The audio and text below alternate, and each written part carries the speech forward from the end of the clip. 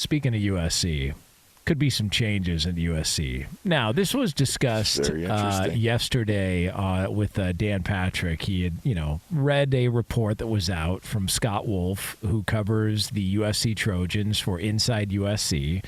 And Scott Wolf's not a really well-liked guy locally by a lot of people. Why is that the case? Well, because he calls out USC on their BS all the time. And the only show that I hear him on or have heard him on, he may have been on some other ones, is on with Petros and Money on the Blowtorch AM 570 LA Sports, because Petros Papadakis has a little bit of the same reputation that he's not afraid to call out USC on their BS. And so Scott Wolf had a report that came out yesterday that said in NFL coaching circles, the talk is that Lincoln Riley is putting out feelers to take a job in the NFL next season.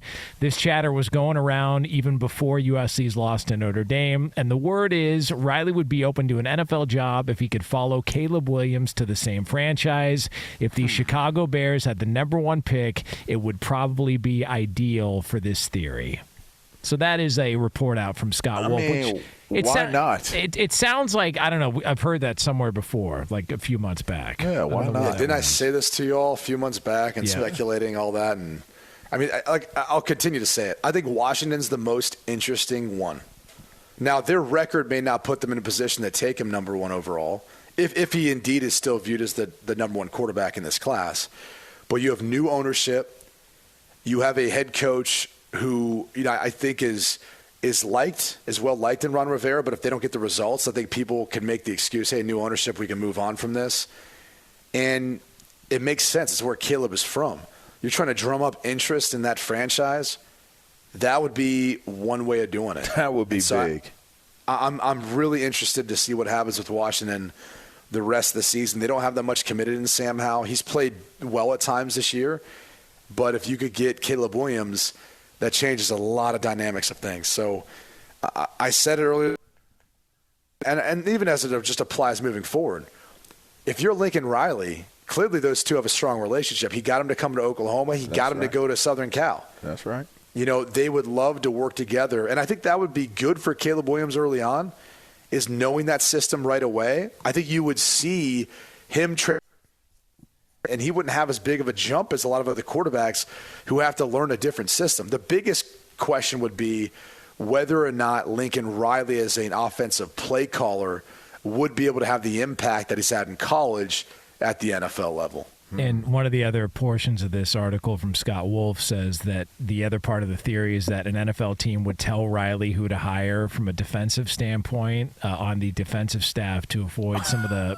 pratfalls that have happened in college, because the defense has been lacking. See, there. to me, that kind of takes away from the credibility of the article. Like, is that a shot? Are you taking a shot at how bad their defense has been playing? Like, come on, man. Yeah. Like, you could have left that out. Well, you didn't have to put that in the article. But remember, I threw this out to Petros a couple weeks ago and just said, hey, Petros, does Lincoln Riley coach one single snap or one single game in the Big Ten for USC? And he said, well, look, I mean, maybe he makes a jump or something like that. But he said, and he pointed out the defense. Like, their defense is a problem. And if you're in the trenches are a problem.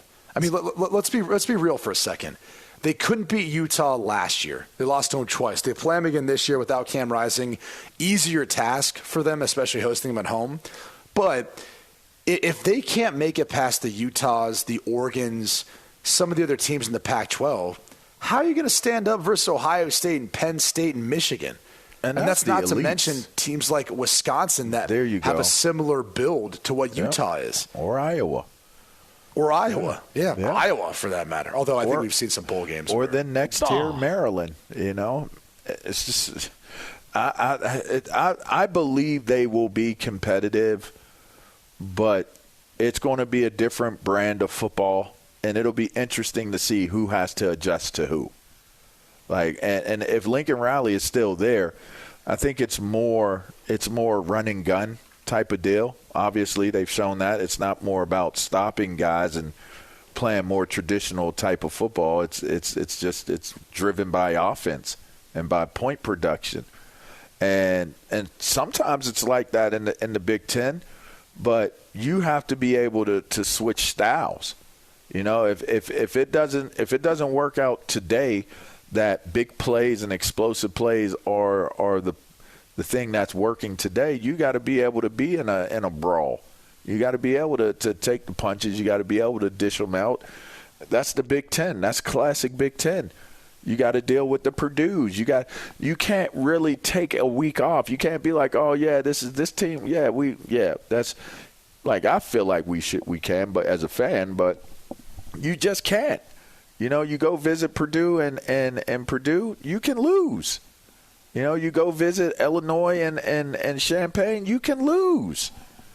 And to me, that's what I've always enjoyed that about the Big Ten, is that you can get, depending on what style of football is being played, and if you're considered to be a little bit more finesse, I won't say soft, but if you have a little bit more finesse, say it. If you're soft, yeah, it could come back to haunt you. I mean, it hasn't too much for the most finesseful team in the 10, but it possibly could. Do you guys think Lincoln Riley coaches at USC after this year? Because I don't. I do. I don't. I do.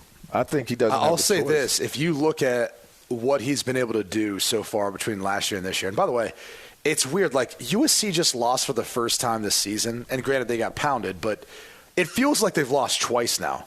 It's so odd how people are talking about this team. Like, if we're being real, as bad as they looked this past Saturday, it's one loss. Yeah, Arizona had them. But so well, and look, and we can always say what if with a lot of these games. What? But right. Yeah. Like, it's their only loss, and we're acting like they've already lost twice. They're out of it. Like, they might as well move on to next year. It's kind of bizarre. I mean, if Caleb Williams plays better in any game, like, he's always going to give them a chance. So, look, I'll say this. The biggest concern I have for Colorado, or excuse me, so for Southern Cal, moving on in the future, is what does this team look like if they don't have the best player in college football? Because he won it last year. He'll be up for the Heisman this year. That's been holding this whole thing together. Petra says it on Wednesdays. If they're a 6-7 win team, if Caleb Williams isn't their quarterback, he might not be too far off from that. And the question becomes like, all right, let's say you're Lincoln Riley. And I've already heard rumors that, maybe Cam Ward transfer there, or whoever else that's a top quarterback, right? Want to transfer there if they have eligibility. Okay, but they're not going to be Caleb Williams. As good as they might be, they're not going to be Caleb Williams.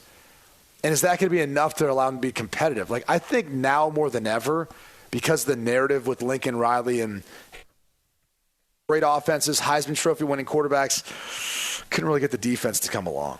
Now he's at USC 2 years now. We've kind of said the same thing. They went to the portal, hit it hard both years.